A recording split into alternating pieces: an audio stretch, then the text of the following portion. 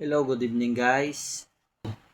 Nung papunta kami ng Danau, bumungad talaga sa aking paningin yung isang lugar dito sa Cebu na nakita ko na nasalanta ng bagyong Tino. Hindi ko nga masabi kung iiyak ba ako, malulungkot o maaawa o ano. Kasi parang hindi ko ma-explain sa sarili ko. Pero ito na lang, tingnan nyo na lang kung ano nangyari. Habang papunta kami doon sa paroroonan namin, nakita ko to. Grabe pala ang epekto ng bagyo dito sa Cebu. Hindi ko rin alam kung anong gagawin ko sa kanila eh. Buti sana kung may dala akong mga inumin o pagkain. May bibigay din sana namin sa kanila. Kaso hindi namin in-expect na dadaan kami dito sa harapan nila mismo. Kaya habang nagbibideo ako dyan, tumutulo lang yung mga luha ko eh. Nakikita ko isang pamilya dito sa labas. Tumatambay kasi walang kuryente. Naghihintay ng pagkain, tubig, at saka yung mga solar na kailangan nila. At nakaroon kami doon sa dulo.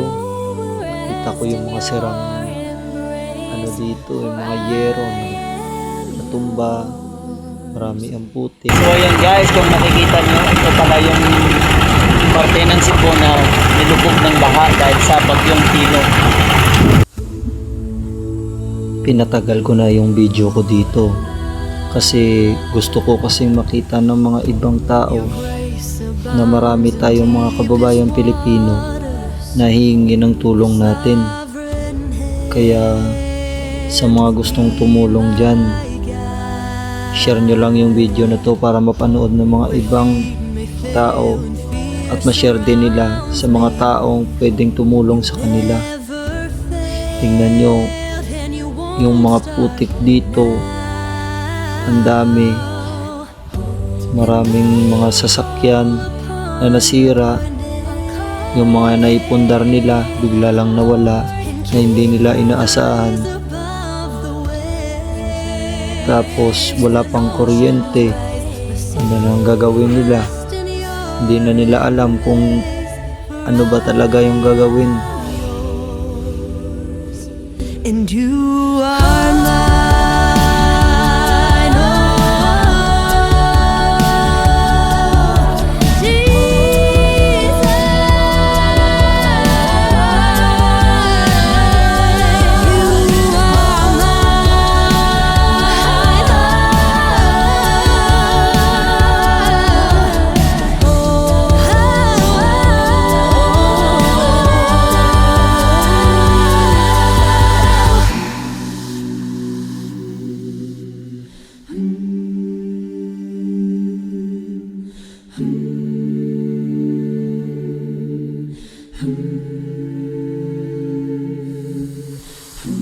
Spirit, lead me where my trust is without borders. Let me walk upon the waters wherever you would call me. Take me deeper than my feet could ever wander, and my faith will be made stronger in the presence of my Savior. Spirit, lead me where my trust is without borders. Let me walk upon the waters wherever you would call me. Take me deeper than my feet could ever wander, and my faith will be made stronger in the presence of my Savior. Spirit, lead me where my trust is without borders. Let me walk upon the waters wherever you. Dito sa part na to, dito ko na nakita maraming mga gamit yung nasira, lalong lalo na mga sasakyan nila. Yung mga tao tumatambay talaga sa labas kasi wala nga silang kuryente. At dito nakita ko rin yung mga bahay na nasira din. Yung mga putik na umapaw dito sa taas ng mga gutter. Dahil kasagsagan ng baha dahil sa bagyong Tino. Ito yung mga sasakyan na mga bago pa sana. Pero bigla lang inanod ng baha at saka nasira. At yung paglingon ko sa kabilang side, ito yung nakita ko. Bago pa tong sasakyan na to. Pero dinala siguro ng tubig baha. Kaya napunta dyan sa gilid.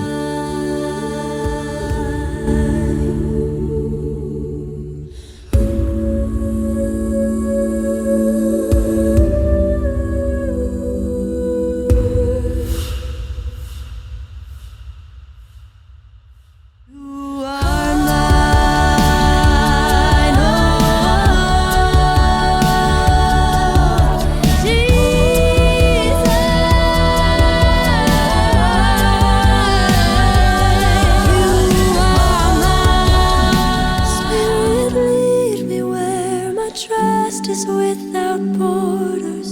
Let me walk upon the waters wherever you would call me. Take me Dito sa deeper part naman ng than my video na to, feet could ever wander. ang sakit And tingnan. my faith will be made Kahit hindi stronger. rin natin naranasan to, o hindi ko naranasan to, pero nasasaktan pa rin ako.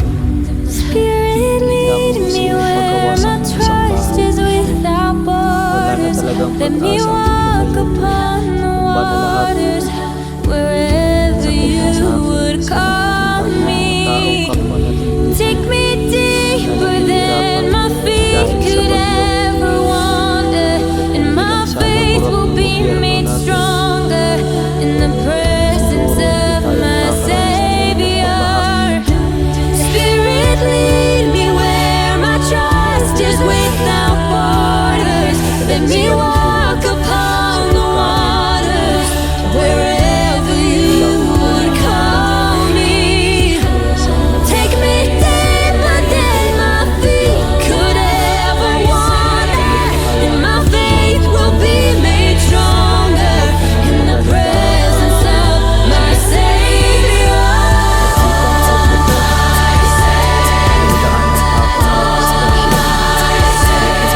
Oh, Jesus.